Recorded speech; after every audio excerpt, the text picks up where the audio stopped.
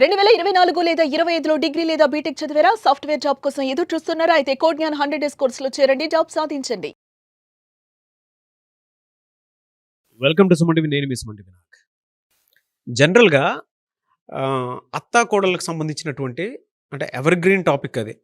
దాని మీద ఏ రకంగానా సరే ఏ విధంగా మాట్లాడుకున్నా కొంత ఎమోషనల్‌గాను ఉంటుంది, కొంత హాస్యాస్పదంగాను ఉంటుంది, కొంత వ్యంగ్యంగా కూడా ఉంటుంది. రకరకాలుగా ఉంటుందనమాట.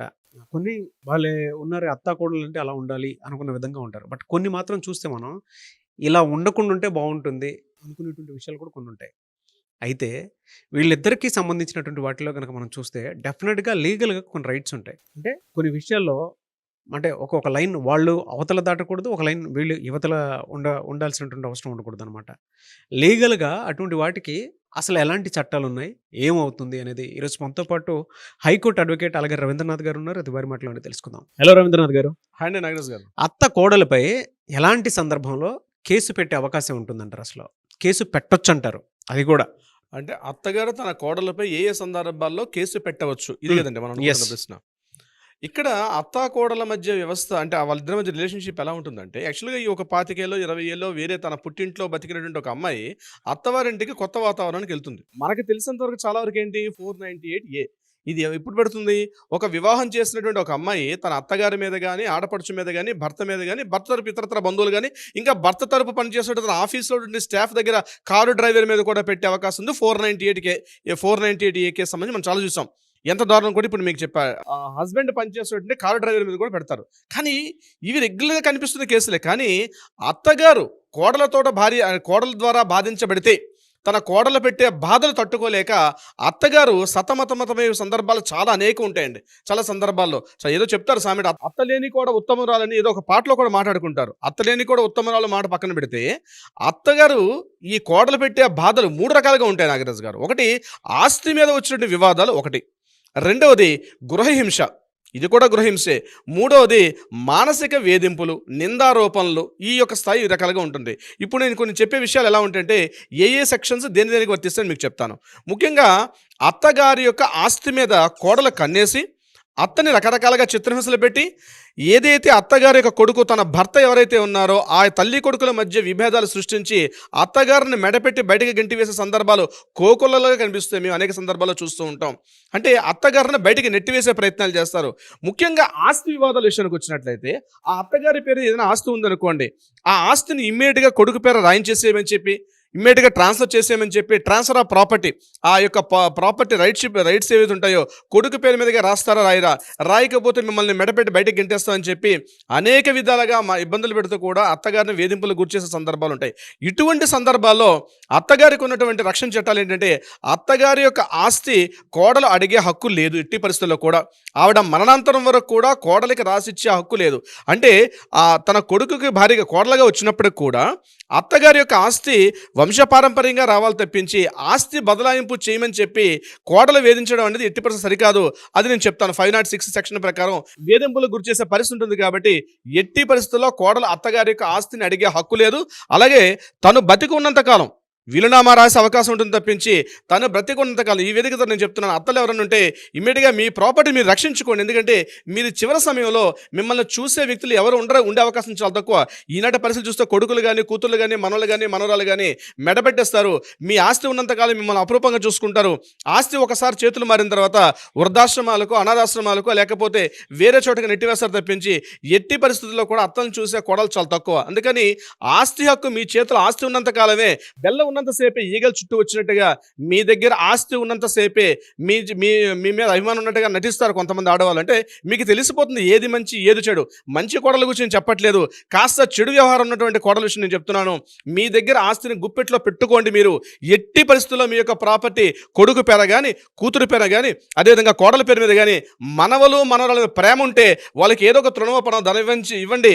ఏదో పండగకో పబ్బానికో లేకపోతే పుట్టినరోజుకి ఇవ్వండి తప్పించి మీ ఆస్తి మీరు చిట్ట చివరకు పత్రం మీ చేతిలో పెట్టుకోండి.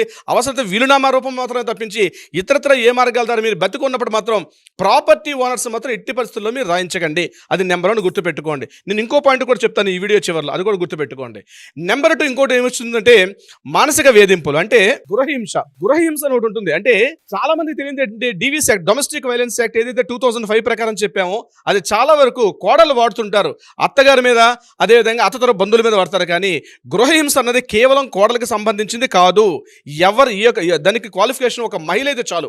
మహిళ అంటే ముఖ్యంగా అత్తవారి విషయంలో మాట్లాడుకుంటే తన కోడలు పెట్టే వేధింపులు తట్టుకోలేక అత్తగారు కూడా గృహహింస DVS యాక్ట్ ఫైల్ చేసుకునే అవకాశం ఉంటుంది. అత్తగారు కూడా పెట్టుకోవడానికి అవకాశం ఉంటుంది. అవునండి. అంటే మానసికంగా వేధింపు గురి చేస్తే, మానసికంగా కోడలు వేధింపులకు గురి చేస్తే బాడీ అత్తగారు లాంగ్వేజ్ కూడా పరంగా కానీ, లేదంటే బాడీ షేమింగ్ పరంగా కానీ, లేదంటే అబ్యూస్ చేయటం వల్ల కానీ మానసికంగా, అవునండి. అంటే అత్త గురించి బ్యాడ్గా ప్రాపగండా చేసిన దానికి సంబంధించినటువంటి ప్రూఫ్స్ ఉంటే సరిపోతుంది, అంతేనా? కొడుకు ఉన్నప్పుడు అలా నటిస్తారు, కొడుకు లేనప్పుడు రకంగా నటిస్తారు ఈ కోడళ్ళు ఎక్కువగా. ఈ కోడళ్ళు ఏం చేస్తారంటే ఈ భర్త అంటే అత్తగారి యొక్క కొడుకు ఉన్నంతసేపు రకంగా నటిస్తారు. ఆ కొడుకు కాస్త ఆఫీస్కి వెళ్ళిపోయాడు అనుకోండి, తన భర్త ఆఫీస్కి వెళ్ళిన తర్వాత ఇక అత్తగారిగా చుక్కలు చూపిస్తారు. కోడలు మామూలుగా ఉండరు. అంటే రకరకాల వేధింపులు. తిండి పెట్టరు, అక్కడెందుకు కూర్చున్నావు, ఇక్కడెందుకు కూర్చున్నావు, డైనింగ్ టేబుల్ ఎందుకు కూర్చున్నావు, బయట ఎందుకు కూర్చున్నావు, బయటికి వెళ్ళి కూర్చో, ఎవరు వస్తున్నారా, ఎవరు పోతున్నారా, ఎవరితో మాట్లాడి నీకు ఈవిడే అత్త మొత్తం ఆ ఇంటి పెత్తన మొత్తం కూడా ఒక గుత్తాధిపత్యాన్ని తీసుకుని ఆ ఇంటిని తన చెప్పు చేతిలో పెట్టుకొని అత్తవారిని బయట మెడపెట్టి గెంటేసే చాలా మంది కోడలు ఉన్నటువంటి సందర్భాల్లో, ఈ కోడల వల్ల బాధింపులు గురవుతున్న సందర్భాల్లో ప్రతి అత్త కూడా మీకంటూ ఒక చట్టం ఉంది.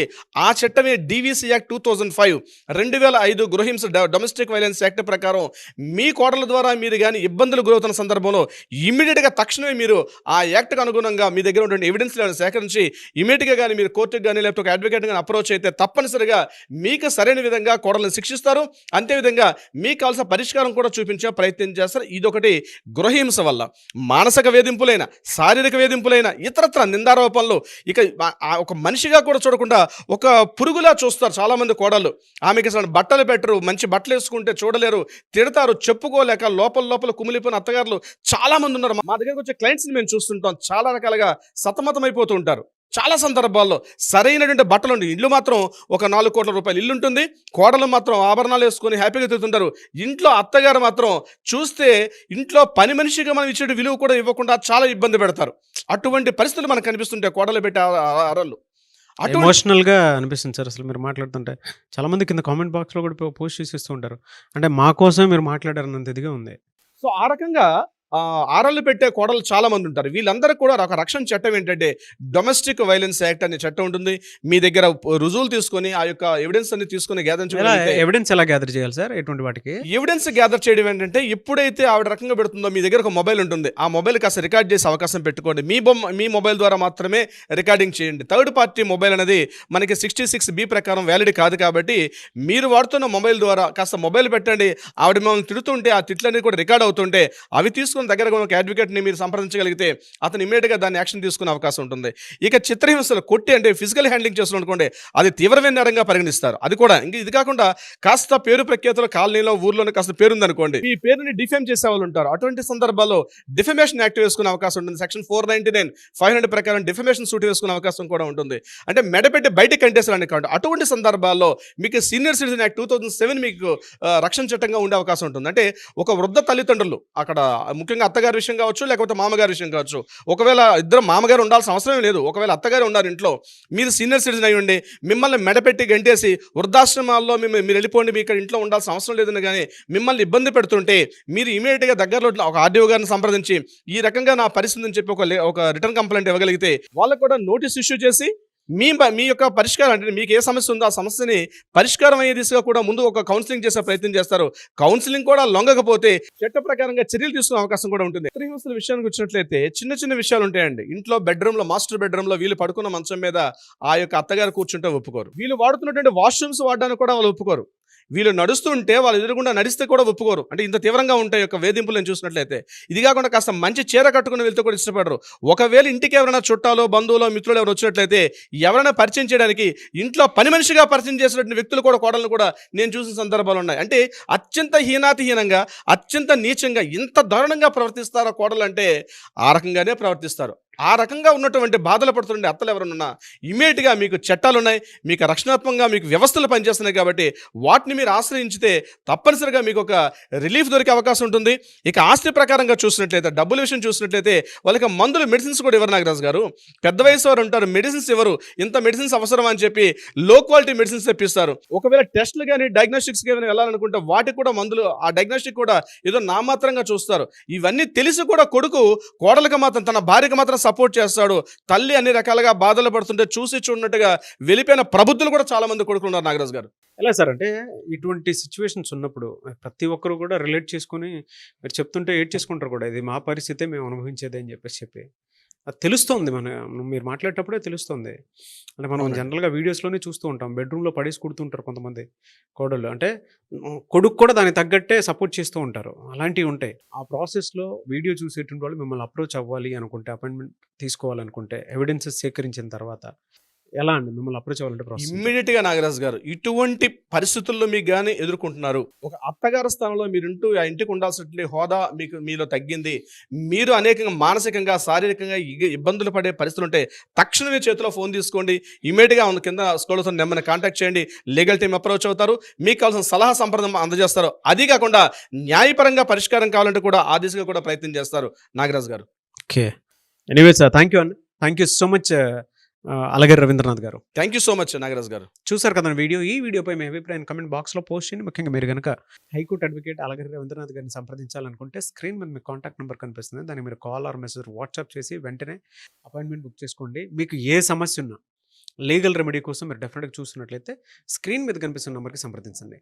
ఈ వీడియో లైక్ చేయండి, షేర్ మాత్రం తప్పకుండా చేయండి. ఇలాంటి మరిన్ని వీడియోస్ కోసం మా ఛానల్ ఫాలో అవ్వండి. Thank you. సుమన్ టీవీలో మీ పర్సనల్ అండ్ బిజినెస్ ప్రమోషన్స్ కోసం కింది నెంబర్కి కాంటాక్ట్ చేయండి.